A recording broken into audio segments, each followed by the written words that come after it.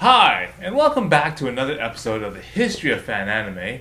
I'm your host, William Chow, and today I'm going to go over, the process of conventions. Okay, because I want to get into more about convention stories and that kind of stuff, and I need to have to preface everything a little bit with basically how the whole entire convention idea came about. So I'm gonna spend this episode kind of just giving you a little bit of a breather and kind of a little sort of preface before I get into some of the stories. So this concept of basically now we've been talked about how we used to communicate, how we get at this early time, okay? Because there isn't should I say a website dedicated to the conventions and that kind of stuff, or and whatnot, or just sort of information about the conventions. It was really hard to come by. So the only way that we sort of got news of this is basically one of the CFO chapters, down in San Diego and in California, Southern California, Los Angeles area. They sort of made the announcement that they're going to have certain guests and certain people show up at these conventions, namely the San Diego Comic Convention, and they also had these smaller conventions also popping up, Anime America and that kind of stuff. Were all these conventions that are spawning up, and they all sort of happen kind of at the same time too, because this is a late summer, sort of during the summer vacation type of era, sort of a period, and so with all this stuff sort of going on, we thought, wouldn't it be great if we kind of could, go to here and go to this convention over here, and then maybe go over to San Diego Comic Con, do that, and then while we're in, California, there, a lot of these Japanese animation stores and that kind of stuff were also there. The places that you could actually order Japanese goods from. Places like Nikkaku Animart was a really big popular thing, which had a kind of a paper catalog that they sent to people.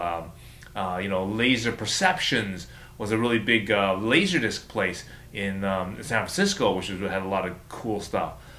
So we thought the only way we could be able to hit all these places and do all these things is if we had a car, if we had a vehicle, so that we could travel between one to each other. So this whole concept of, well, why don't we do a road trip, where we can go to San Francisco and then stay there and do a whole bunch of things there, Japan Center, and then we do laser perceptions, we can in all these other places, and then we go over to San Jose, and then we can do Nikkaku Animart and a few places there, and then we can go down to Los Angeles and do Anime America in Anaheim, and then that kind of thing, and then we could go down to San Diego and do the San Diego Comic Con and that kind of stuff. So this is sort of the idea that if we could do a road trip, we can do all these things at once, and so so we got to thinking, and basically between me, who's basically heading the Vancouver Japanese Animation Club at that time, and the person Lyle Martin out of the Abbotsford Japanese Animation Club, we basically collaborated together and tried to organize people together and sort of get our resources together to figure out, can we sort of plan a route, where we could use vehicles, we could use switching drivers and that kind of stuff, that we could actually have enough to get down there and do all these different things and plan a course. And so this is sort of how we got started in doing this sort of road trip thing. Again, what excited me about this is that I had a lot of shall I say letter contacts with different people in San Francisco, in Los Angeles, and that kind of stuff. So, and they knew about these conventions, and they were planning to go to these things or whatever. So, to me, it was really great that not only can I actually meet these people in person, just even if it's just a brief hello, that kind of stuff, or that kind of thing. I can write in my letter saying, hey, we're planning this road trip, but we're going to be in this thing. I can give you a call when I get into San Francisco, or we can meet at the San Diego Comic Con, that kind of stuff. Again, there's not an era where we had cell phones per se. The word, I mean, they were quite limited, and people were still carrying around these mortar bricks at this time. So not many of us had these things called cell phones, but a lot of people still use landlines, and we can communicate while we were at the hotels and that kind of stuff. To give our our schedules and that kind of stuff, our itineraries and where we're going to be. So we basically planned all this thing. So can you imagine being an anime fan at this time, going and then having someone like myself or something like, hey, there's this convention going on in let's say San Diego or Los Angeles. How would you like to come along? All you have to do is we're gonna split up the hotel room, and we're gonna we got people that are willing to drive this distance down there, and all you have to do is just pay your food, and you buy whatever food you want. You can go when you go to the convention, you can wander the floor freely and that kind of stuff, and then and you can do it. And you think to yourself, if you were let's say like a college student, or you're employed or whatever, and you're just doing your part time or full time job, and you're going, I could take off a couple days, like a week out of your schedule, and do this road trip where you get to go down and you just do shopping, you get to visit different places, you get to eat all this different food and all the stuff that that you wouldn't have done otherwise, and just basically maybe it's like a big adventure trip, like it's like these like the movies that we had at this sort of time. Sure, there's like National Lampoon's European Vacation and all that kind of stuff, and Animal House and all this stuff. So this whole entire concept of this group of guys going down to someplace it seemed kind of like, hey, this is like almost like what we're doing in the movie type of thing, right? These kind of weird adventures.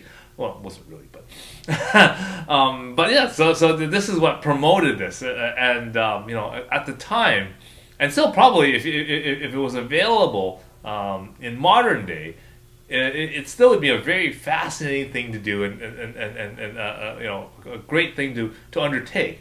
Of course, in the modern day, this sort of social interaction, this sort of group event is hard to do, because everyone sort of is to themselves. They kind of they watch their anime and that kind of stuff online at home, kind of by themselves, and they don't they hardly ever talk to other people, or maybe they'll text or and maybe message or other people, but they don't really know these other people. They have never met them. They've never really greeted them. They never introduced themselves in that sort of one-on-one sort of way. So that sort of whole concept is not really present in the modern day.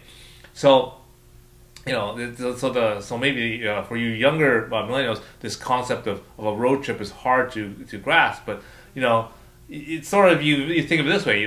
If there was a way, if you knew that some cool things happening, like let's say for example PAX, for example, in Seattle, and you yourself, you could go to PAX if you got a bus, or booked a plane and all this other stuff, and gone through all the hassle of getting the hotel and all this other stuff, and you have to pay for the hotel yourself.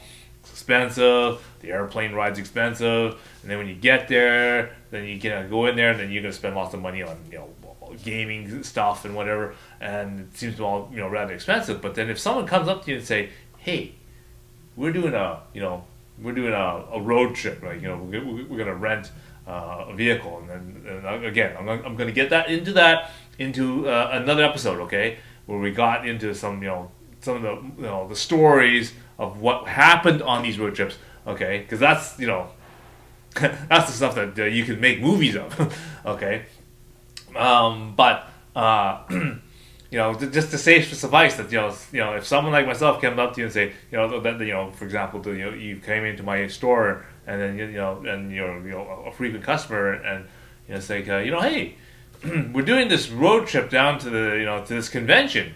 You might are you interested, right? And I'll give you a sheet that may outline some of the approximate costs and that kind of stuff, and you look at it going, wow, I mean, my transportation's sort of taken care of. We're splitting a lot of costs like fuel and hotel bills and that kind of stuff. So the hotel doesn't seem that expensive anymore, and it's like, oh, and all of a sudden it's like, this is like a quarter of the price that I would have had to pay if I had to go on the airplane myself, get the hotel by myself, and all of a sudden I can use this money, like the hundreds of dollars that I would have spent there. I could use that money to now go buy anime or something, right? I could buy more Magic cards, or I could buy more, DVDs, or I could there's a whole bunch of different things that you could buy, of course. So again, when that opportunity comes, would you do it? What would you do? Like, would you make time? How would you react if you want to? Put a comment below. But I just wanted to make this episode as a preface to some of the convention stories that are going to be coming up, and this is sort of how this concept, this idea, all started. Okay, and so when you want to you do right now is you want to go down below, click subscribe and click like, because I'm gonna get to those episodes. We're gonna start talking about what we did, on these road trips, and I've managed to find some classic audio and some pictures and that kind of stuff, which is really hard to find because some of this stuff is so old now. But I'm gonna basically compile that together, put that into an episode, and you want to basically be subscribed in order to get notification when those episodes come up, because they will be coming out very soon. And other things that I've got coming up, right? So until next time, see you again.